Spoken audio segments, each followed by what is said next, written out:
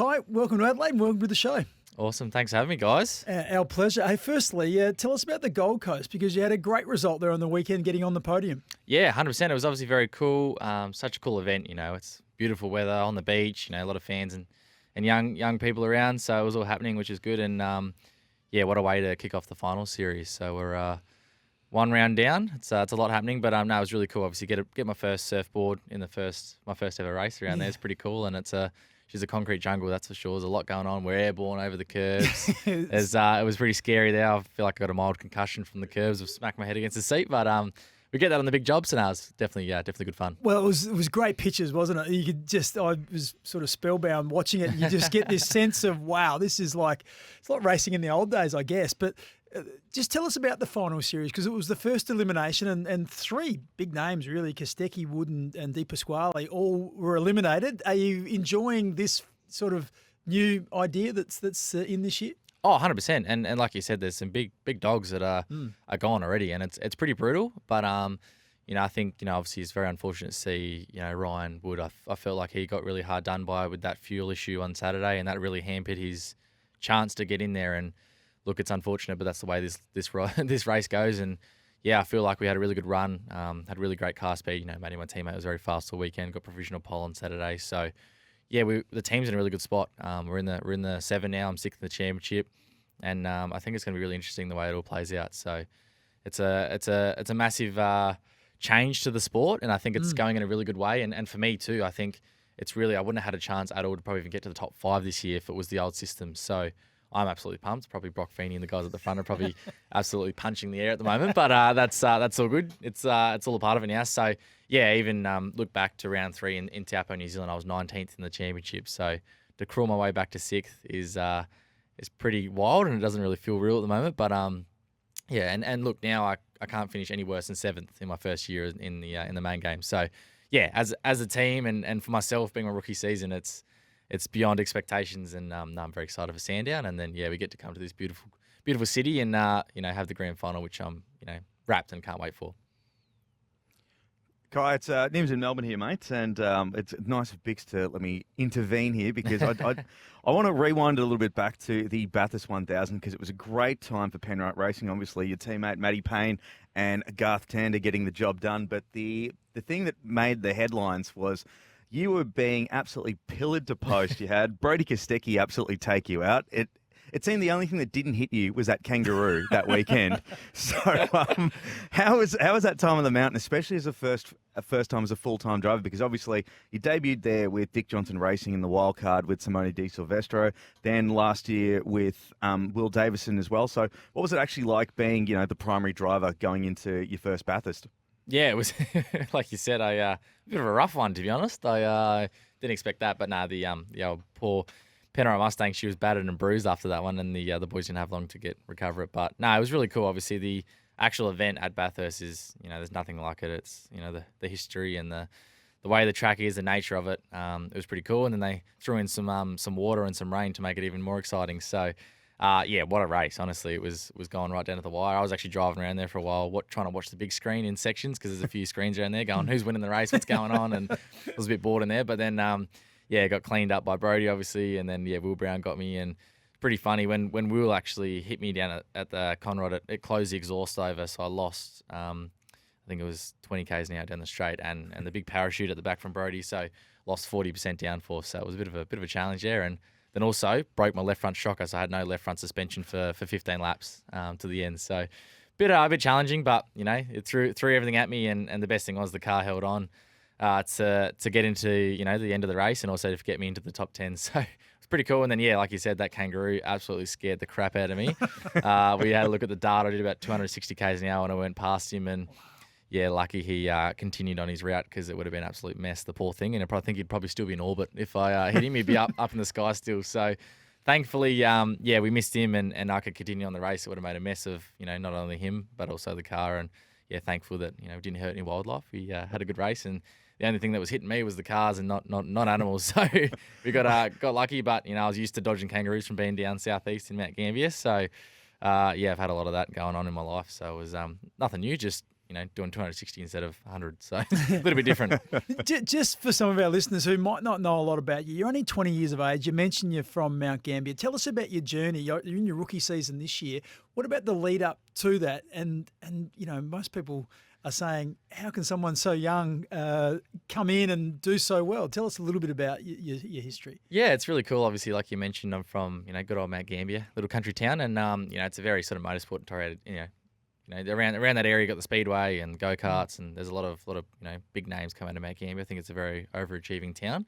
So obviously, started in go karting when I was 8 years old, and I always had a passion from the day I was born. In whether it was a car or something with a motor, and I think Mum said my first words were "broom," not "Mum" or "Dad," and she go, "No, Mum," and I'm like, "No, broom, broom." So I think I was destined to be a race car driver from day one. But yeah, working my way through the junior ranks in karting, travel over Australia. Dad and I, we went pretty hard at that. We did 2 years in a row testing and racing, 48 weekends a year away. So didn't miss a lot of school. Had to actually finish school up early and become homeschooled because I was just missing too much and I wasn't getting the education I needed. But I was solely focused on becoming a supercar driver, and that was my 100% focus from day one. So obviously, thank God it's played out because I don't know what I'd be doing now. But I obviously it was really really cool effort from Mum and Dad to put in those hours and the effort as well to not only put me into the karting and push me along the way to get to supercars, but also my two sisters were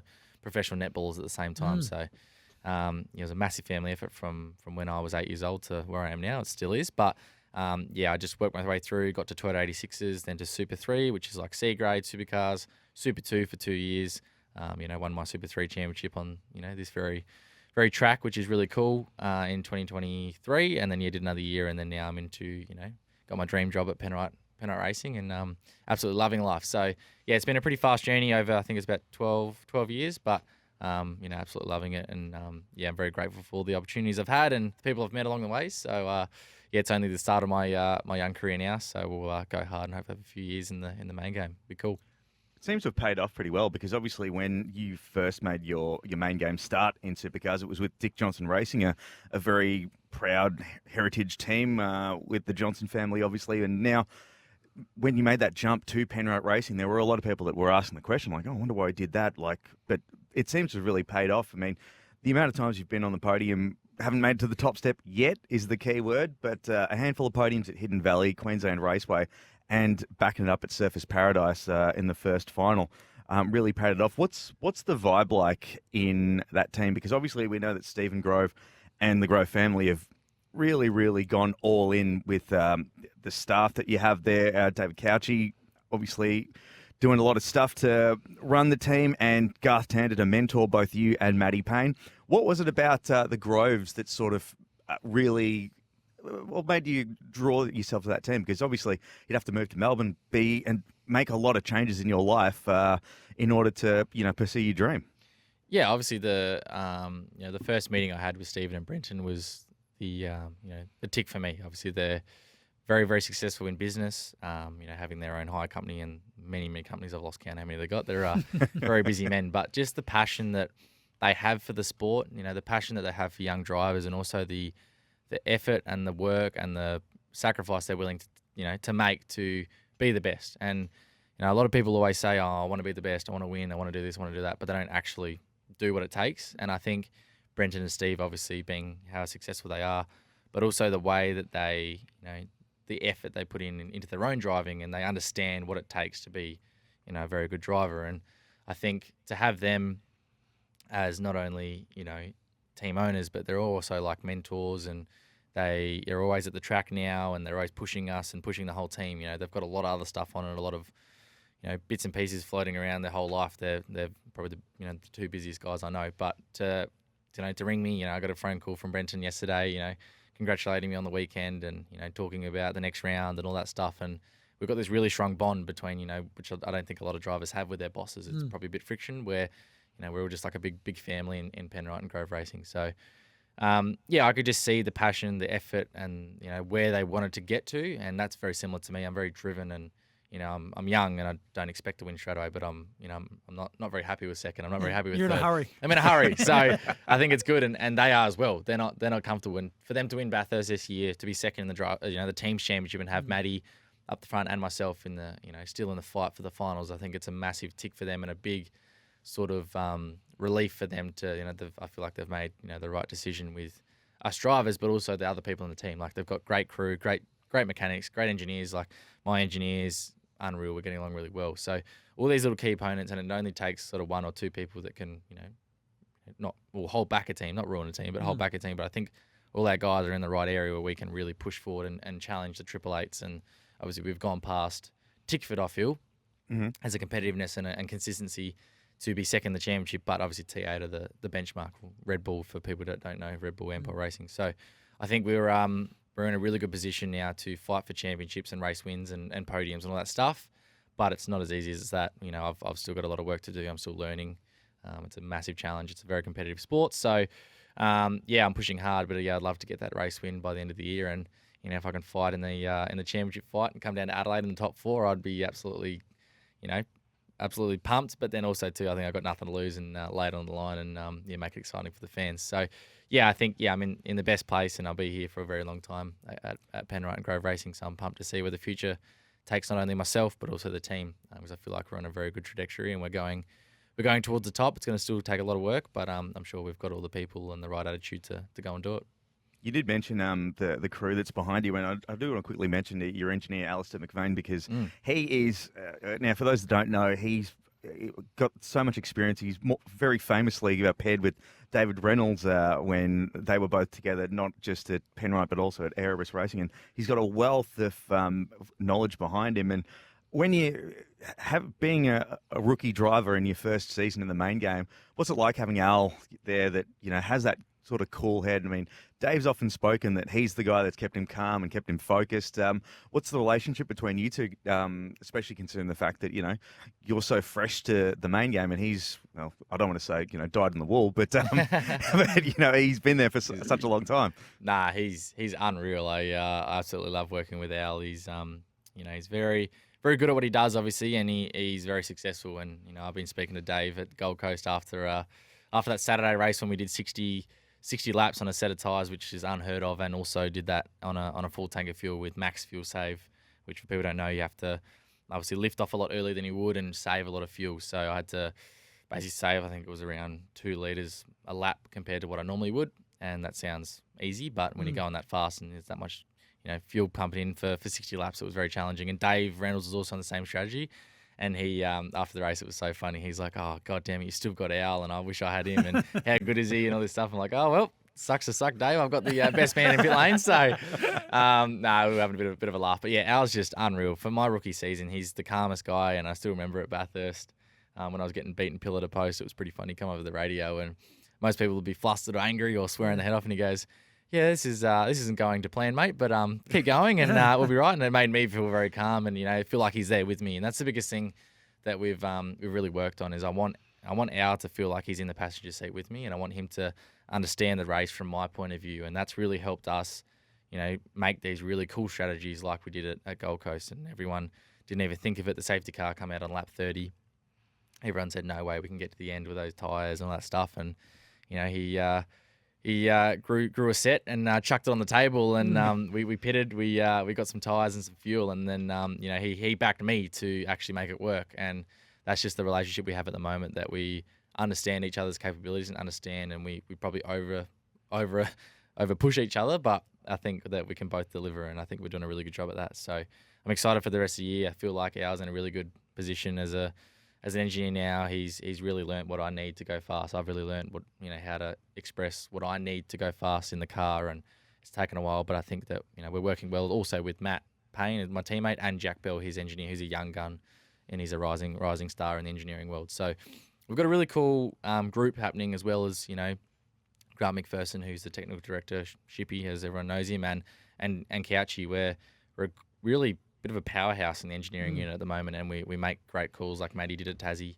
Did this very similar strategy to I did, and then we've just all the time we're coming up with stuff that people can't even wrap their head around. So, as I mentioned on the weekend, my team are a bunch of wizards. I got no idea what I'm doing. I just trust them. They go, "We're doing this amount of laps," and I'm like, "Hey," they're like, "Don't question it." I'm like, "Okay, I'll just keep driving." So, it's cool, and I don't want to get into that, because I think my brain would explode if I tried to understand numbers and that. But we're getting there, so it's really exciting, and I can't wait to hopefully have some more success with ours because I feel like we're doing a really good job at the moment. Now, Kai, you're in Adelaide to preview Schools Day. Now, Schools Day is where 3,000 students attend the first event day here in Adelaide for free, which is great. They get a glimpse into the motorsport world. Do you enjoy that? You know, you're only a young man now, and you've mentioned you started when you were 8 years of age. To get to the schools, I think you were at Playford Primary School yesterday. To see all those young kids, it must be inspiring and must take you back to being a kid yourself, which isn't all that long ago. Yeah, 100%. Like you mentioned, well, I was obviously in their shoes not too long ago, and to see, you know, guys, the people I'm actually racing against now, like your James Courtney's and Chaz's and Garth, and there's so many guys that I used to look up to, and I used to come to this event and watch them race on the streets of Adelaide, and it's very cool now for me to be in the shoes of the people I looked up to, and get to sort of experience, and also give back to the young kids and show them that, I'm only from a little country town, I don't have the richest parents in the world, but, it shows that if you work hard and dedicate, it doesn't matter to motorsport, it's to anything. If you've got a goal in life or a hobby or whatever, and you feel like you can make it work, or you love a sport, give it your all, put all your effort into while you're young. You've got the energy, you've got the years of your life to do it. So instead of sitting inside on your video game, that's always good to switch off. But go out there and practice. If you're into footy, kick the footy every day. Do what you need to do to achieve something in your sport. And I feel like I've had some really good people around me to show me that. But I love, telling kids and getting to meet them and hear their stories and what they want to do and what they wanted to be when they grow up. And it's cool to obviously be a part of that, but then also, for them to come down to the actual event and see the cars up close and see us racing around and being idiots out on the track. I'm sure they love it, and it'd be cool to give some kids some, inspire some kids to maybe get in a go-kart and have a crack, and hopefully I'll be racing some of them in the not too distant future. Well, you are an inspiration to them, Kai. You're an example of someone who's chased their dream and got to it very quickly. So good luck in Sandown, and hopefully we'll see you here in the not too distant future, part of that grand final series, which would be absolutely awesome, mate. And maybe we'll have another chat. That'd be great. Yeah, definitely. Thanks for having me, guys.